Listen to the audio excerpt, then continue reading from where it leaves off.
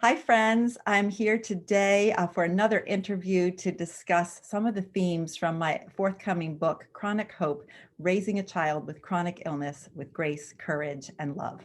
So the book comes out on April 13th, but if you are an ebook reader, you can access it even now at Amazon and Barnes & Noble.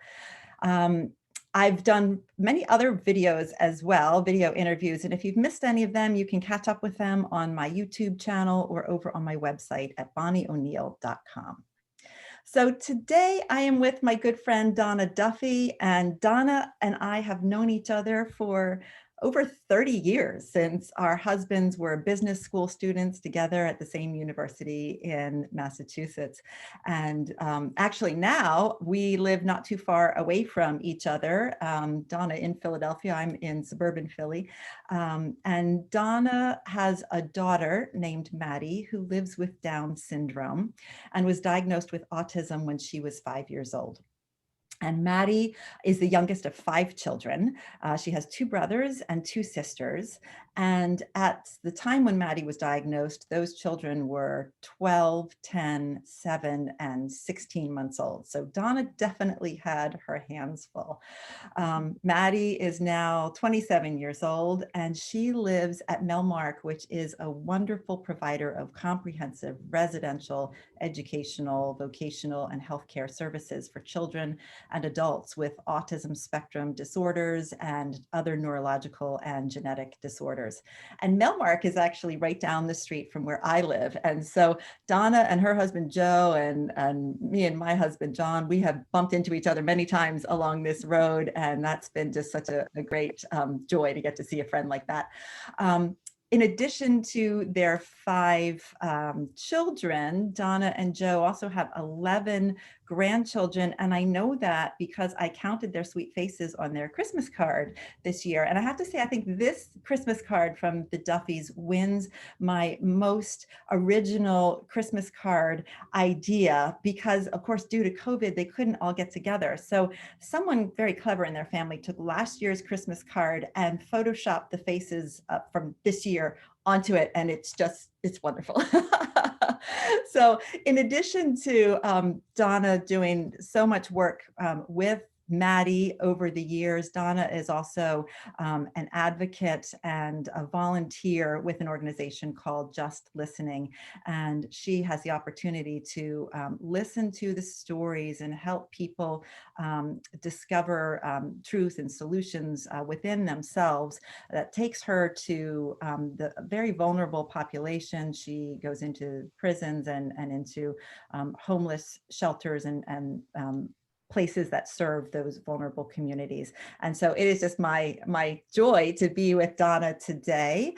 And, there's so much that we can talk about. So I'm going to really try to keep us on track. But I'd really like to hear a lot about how chronic illness has impacted your family life, because you do have a big family. But first, I was wondering if you could tell us about, your diagnosis stories, I guess, how it was, when it was that you found out that Maddie had Down syndrome, and then what it was like to receive that second diagnosis of autism. Okay, first of all, it's a delight to be here with you, Bonnie, and I'm so excited about your book. Thank you. I have pre-ordered it and I cannot wait for it to get here. And I would like to mention the Christmas card full credit goes to my oldest son, Joe, who is turning 40 this spring. Um, we call him Mr. Apple. He does everything technological for us. So he's the one. Thank you, Joe. Pop and I dropped off all the Christmas hats and he gave them all instructions, wall behind you, take a picture of your kids. So he's the one who did it, which is why they all have little bodies and big heads. um, anyway, so Maddie's story, her name is Madison and we call her Maddie forever. So very few people seem to know her name is Madison. But she was born 27 years ago. Her birthday was November 29th, this past November. And we did not know ahead of time that she had Down syndrome. I had newly turned 34 when I had her. So I was kind of before back then where they really did any extra Right. tests or anything. And my blood work all came back fine. So it was really a shock and a surprise to us. Wow. I knew instantly because she was my fifth child. I had two friends, one who has a child 5 years older than Maddie with Down syndrome, and then another friend who has a sister. So I'd had exposure to Down syndrome for quite some time. My kids all had exposure to Down syndrome. So the second they took her out, I had all 5 C-sections. So I was awake and talking, and Joey was in the room, and they took her out. I didn't see her right away because they whisked her away, which was my first cue that something wasn't right. They took Joey out of the room, so I didn't really find out until I was in recovery. And the doctor came in and told me that they were doing genetic testing, and I just knew. I knew Mm. right away it had to be Down syndrome. So they brought her in, and So one look, hard. one look, and I knew it. I knew it was Down syndrome.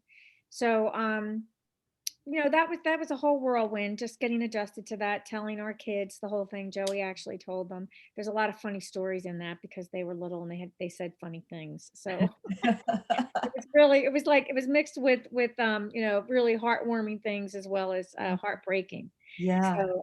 So we just muddled through that first, I would say, year. It's a lot of stuff. You have to do a lot of tests because 50% of kids with Down syndrome have holes in their hearts. And so we just kept passing hurdle after hurdle. And she was like the superstar, like the quirky of the day, we called her, because she was so kind of advanced and doing everything, breaking all the milestones early. And we were so proud of her. And because she had Down syndrome, we got early intervention immediately.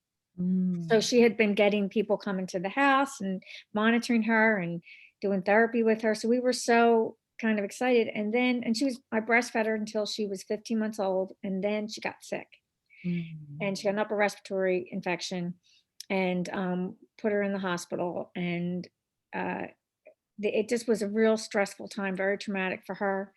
And she came home, she was on medication. She came home, she stopped nursing completely. We had to find a way to get her to take a bottle. And she ended up starting with very strange behaviors, which I recognized right away. But I could not get anyone to listen to me. This was 26 years ago, and people did not believe that the two conditions could coexist at the time. Wow. So yeah, so it took us quite a while to get a diagnosis, and things were really, really tough. But finally, when she 3 was, years, like 3 yeah, years before. Wow. yeah, so we A took her long to time to community, live with like a sure knowledge as a parent of this is yeah, what my child's condition is, and yeah. having the medical professionals say no. And Ken Crest and no one really knew what to do. And at the time, Philadelphia did not have a Down syndrome clinic. So we went to Kennedy Krieger, Johns Hopkins, and we started taking her to the specialist there immediately. So she had a full workup, and as I always say, it was the one test Maddie took that she scored really, really high in. They diagnosed her with autism, and she was newly 5 years old when she got diagnosed with autism, Wow. which did change everything. It changed her IEP because it suddenly, in spite of looking at her and knowing she has Down syndrome, autism is her first diagnosis. So yeah. Wow. Wow. What was that like for you to, well, I guess I was going to say to receive the diagnosis, but you knew the diagnosis for about 3 years before it was made. What was it like to then finally have that, I guess, validated, even though you Yes. didn't want to have it validated, but you No, kind it was very validating. I mean, I cried immediately because I just thought, I knew it. And to have it validated, because I understood back then that to name it for what it is, it was the only way she was going to get the services she needed to address it. yeah. And it was really bad. Life here was very hard because she just screamed for 5 hours at a time. Anybody walked in the room, if it wasn't me or one of her, favorite siblings, calming her was just really brutal. We couldn't have company over. We couldn't take her places. It was really, really terrible, terrible time. Wow. Wow. And she was little, she was tiny because she had Down syndrome. So she was physically manageable. Yeah. But the pain that we saw that she suffered from just not being comfortable in her own skin was really difficult. Yeah. Yeah. Well, I write about in Chronic Hope a time when my son Austin was diagnosed with a second disorder when he had POTS. It was in his Oh, junior yeah. year and senior year of high school. And so thank God he has been healed of it, but he lived with it for close to 2 years, and it was incredibly debilitating. And it was so hard for me, I know for him as well, but you know, you live with a really complicated first condition, and then you're diagnosed with a second condition, and the seeming injustice of it all can weigh really heavy. Did you struggle with that at all, with the injustice of, doesn't she have enough to deal with? Yes, yes, and I remember saying to people, lightning really does strike twice. Don't think it doesn't. It does. And it was a really, really difficult time because um honestly, the hardest part, I have to say, for me, was getting her the help I knew she needed. I mean, Mhm. it was always a battle. It was always a battle. I mean, when I think about going to legislative breakfasts in Harrisburg to fight for services for her, getting the people who served her to understand that this was truly autism, and it's autism and Down syndrome. So you really kind of have to understand the two together. And she's an individual. So can you stop pigeonholing her? And I mean, I just think about, and it was not a venue I was really remotely used to. I've never been a public speaker. I've never had to do anything like that. I've always been a stay-at-home mom. So I was really thrown into a whole new world that I didn't really understand, but I was motivated by Maddie, Mm, and right. as much as I had people who didn't believe that that they could coexist, I always say nobody sold it better than Maddie. Because I remember when we were trying to get her, I wanted to get her into Melmark when she was leaving early intervention. And the school psychiatrist, the Philly school psychiatrist came to assess her. And I met with him first, and he was spending a whole week with the kids. And he said to me, "Mrs. Duffy, I'm really sorry, but I've never seen that before, and I just can't believe that it exists." And I said, "Well," I said, "You'll meet her and you'll see." And Mm. that was a Monday. I came back in on a Friday when he was done. And as soon as he sat down in front of me, he said, "I apologize. I've never seen a child like Maddie in my life." And he said, "You are right. You look at her and you see Down syndrome, but she appears, you see the autism first." Yeah. And it's kind of stunning, but, and that's been her whole life. Whenever I fought tooth and nail for something for her, which has been a lot, she has sold it herself. I've always said, "You know what? Come to my house, come and see." Yeah. And it has always worked. And now you say that it is commonly known that those two conditions go together. What does Yeah. that feel like to have been a pioneer in educating the medical community to the existence of these, this comorbidity?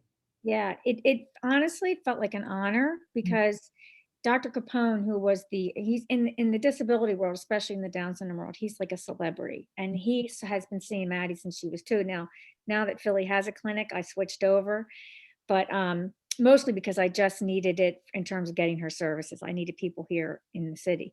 So he was the first one to do documentation the first one to write a paper and document Down syndrome and autism. And she was one of like her picture is the Wow. first picture on his front page of the document. Her little 2-year-old face with her ponytails, and yeah.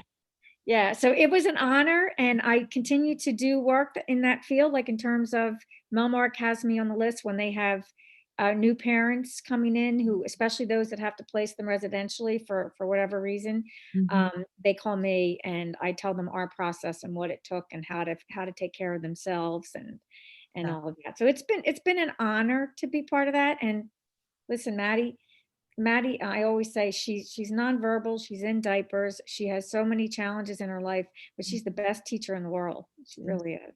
Wow. Yeah. Wow. What a Yeah. gift. It's such a gift to think of it that way. And that's can be so transformative in the way we live our lives and care for our children when we begin to receive even the disability as a gift, and what can we learn from it, rather than just, the woe is me and why me, and how helpful it can be to flip it and see the gift in it. Yeah. Yeah. We call it reframing. Yeah, yeah, exactly, exactly, exactly. And so it sounds like advocating has also given you an inner strength that that has helped you get through some of the hard times. it has. I mean, I think spiritually it has changed everything in my life. It's changed the way I think. It's changed the way my heart um tells me, what's happening in my life. It just like the exercise of letting go. Like it's just there's so many spiritual ways that it has shown up in my life and directs me, Mhm. in terms of decisions that I make, not just for Maddie, decisions for myself, decisions for my other children, decisions in the volunteer work that I do. It affects everything. Like her situation and her life with us pops up everywhere in all my situations. Yeah. Yeah. Oh, Mhm. I feel the same way. I feel that, I mean, and that's where the subtitle comes from, raising a child with chronic illness with grace, courage, and love. And I feel that I have grown in grace, courage, and love Yeah. because of, thanks to this diagnosis. Whereas at the beginning, it can look like a big dark hole that why me and why do I have to travel this dark journey? And after some time with it, you begin to realize I'm actually on a journey of light and I didn't even know it. Yes. Yeah. Oh my God. Yeah. Yes, that's Yeah. it. Well, I said we were going to talk about family. We haven't gotten there, so I'm going to try to get us back on track. So you have this incredibly close, loving family. I'm wondering, like, how were your children in the early days? Did you ever have times with them when either they were jealous for the time that you spent with Maddie, or where it was just very challenging to try to meet the needs of everybody? I think I have to say, like, I don't think they were ever jealous, except for maybe Allison one time in her life. We were very blessed in that we could have babysitters when she was little. Once Maddie reached a certain age, we could only have professionals kind of, or her siblings help out because it just became too complicated.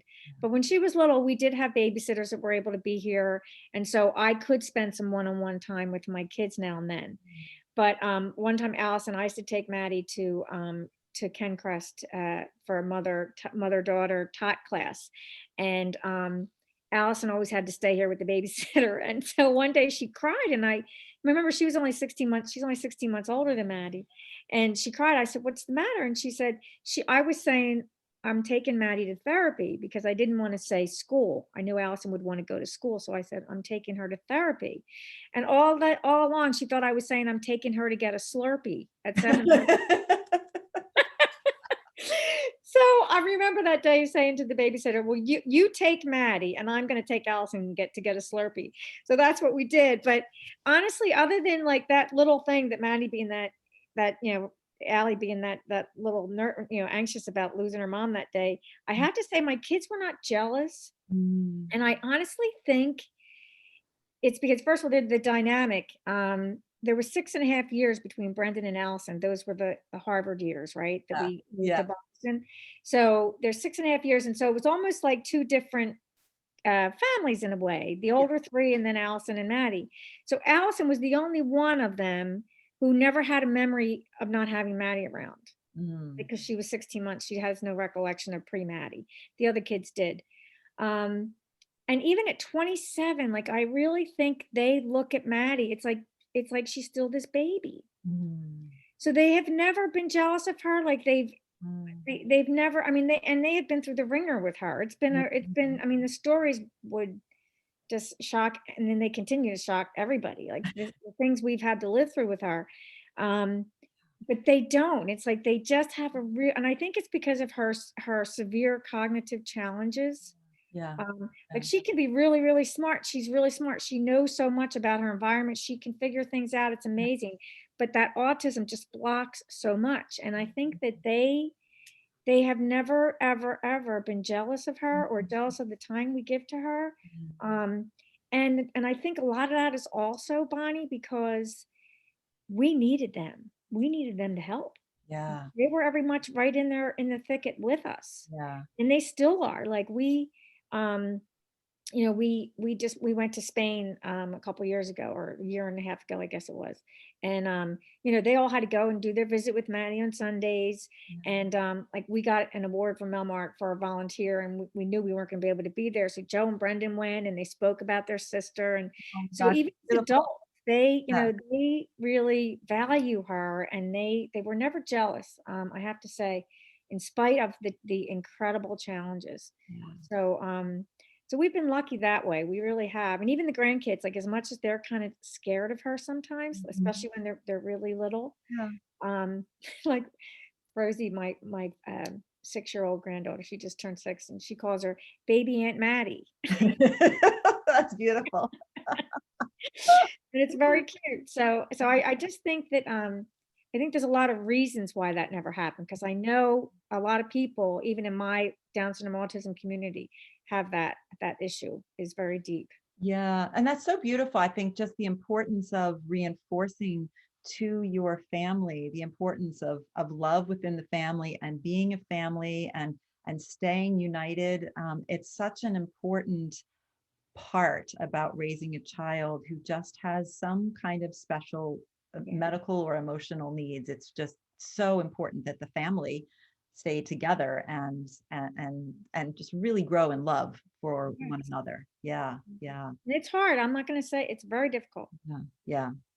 So Mhm. now Maddie has been at Melmark since she was, how old was she? I can't remember. Well, she was almost 7 when she went in the day program. So she's been there really long. And then she moved in when she was 17, I think. 13. Okay. Yeah. And during COVID, not immediately, but sometime during this COVID experience that we all are sharing, you had the joy of having her live back at home for a few months. Can you tell us about that and how you came to that decision and maybe what one of your biggest surprises was in that experience?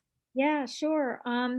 Well, we had talked about it when we in the lead up to it because of COVID, because we knew that at the time it was like, how could we not see her? Yeah. So, so I did mention it to Mom Mark that we would come and get her. And so they actually called me, like it was kind of funny because the night before Joey and I had a conversation where this has been enough. It's been like 3 weeks. It was only 3 weeks then. But it's been 3 weeks and we haven't seen her. So we're gonna just go get her.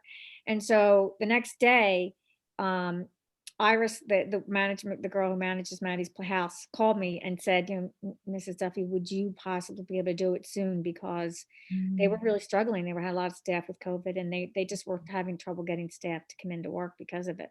So we did. We went, we got her, and she was home with us for 4 months. And the only reason we were able to pull it off was because my daughter Allison, who lives in New York with her boyfriend in Brooklyn, she's a mental health counselor up there, and he's an engineer, and they were able to do work from home.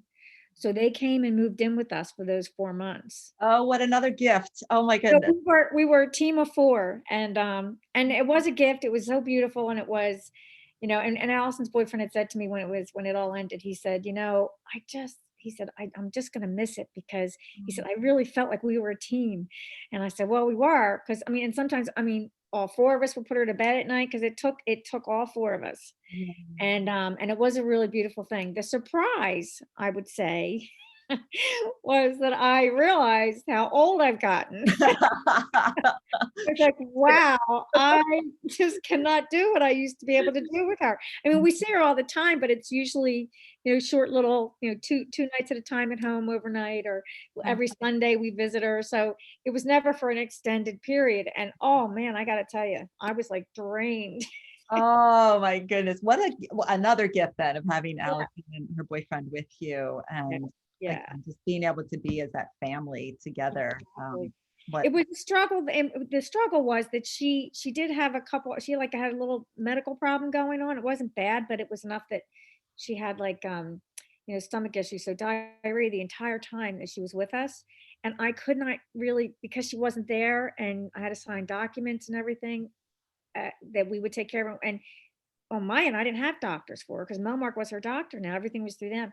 So it was a little scary. So finally they did arrange a visit and we went to gastroenterologist, and they never did figure it out, but it went away as soon as she went back. I think it was just the food difference. yeah, Yeah. yeah. So Wow, that's so great. anyway. Well, I'm glad she has such great care there and that you've been able to, keep seeing her even during this COVID time. Even if right now you're counting the days and weeks that Yeah. it's stretching on. Yeah. Hopefully soon. Hopefully Yeah. soon. The FaceTimes help. Doing FaceTime helps a Yeah. lot. Yeah. So, Well, Donna, you were one of my beta readers for some of the early chapters that I was writing just to see where I was going to go with this book. And so you've already had a bit of a sneak peek inside Chronic Hope. So I was wondering, as we wrap up today, if you had any um, takeaways or favorite sections or something that really struck you in what you read.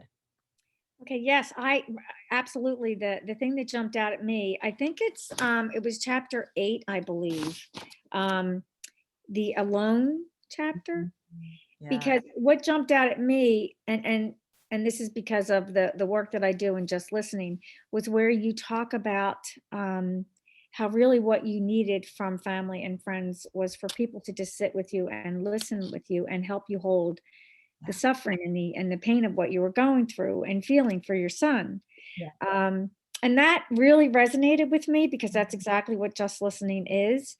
Mhm. And as a mom to Madison Duffey, like my whole life has just been judgment. That's all has been around me, judgment, judgment, judgment.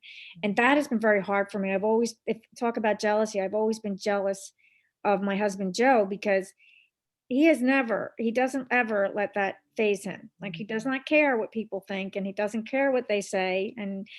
But it bugged me. It always bugged me. And just a quick little story about that, like to give you an example of how somebody doing what you said you needed in that chapter, like the effect it can have. When Maddie was about, I think, 3 or 4 years old, we were down at our shore house and it was Memorial Day weekend. So things weren't put back yet. So the lounge chairs were all stacked on top of each other on the deck and stuff. And Joey was at the bottom of the steps and I was at the top, and it was like a 25-foot drop. And we were talking to each other, and I was holding Maddie's hand. She was right beside me. I was holding her hand really tightly. And I'm just saying to him, like really quickly, I'm going to take her in and change her. I'll be right down. Like she yanked her hand from me. And I turned around, like, where did she go? And I turned around and she was climbing over the railing. Oh And my somehow God. she had I remember, I have no idea how she did it that fast, but she could be so fast, even to this day. Yeah. So you know how you get this adrenaline, the superpower strength? I have no idea how I got from my spot to her because I had to climb over furniture. But somehow I grabbed her and she had a onesie on. And that's what saved her because I grabbed her by her shirt. Yeah. I held And on. I screamed. Joey came running, like and the family was all down. So people came running. And I'll never forget, like, I was shaking so bad, and people just kept saying to me, well, can't you teach her? Doesn't she Oh. understand? Like, what if you did this? What if you did that?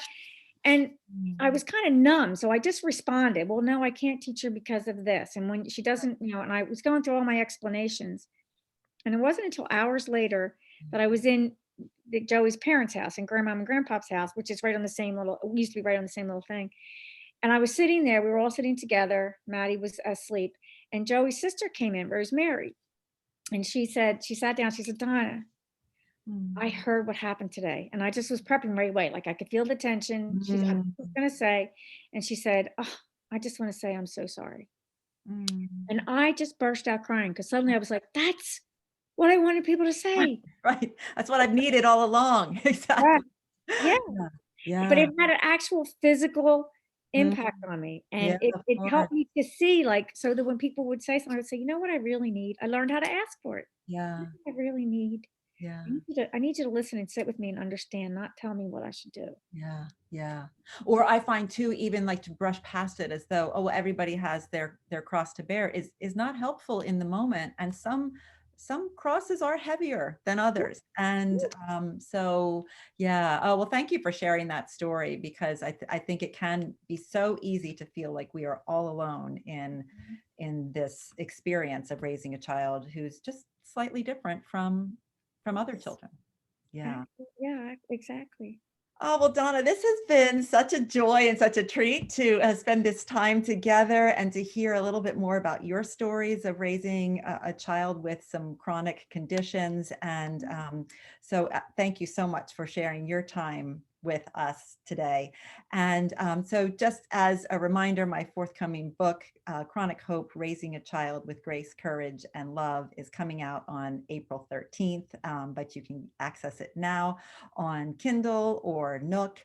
You can go over to my website, bonnieoneal.com, for 2 free chapters that you can read now. There's no spoiler alerts in them. The stories aren't told chronologically, so you can just get a taste of what the book's about over on my website.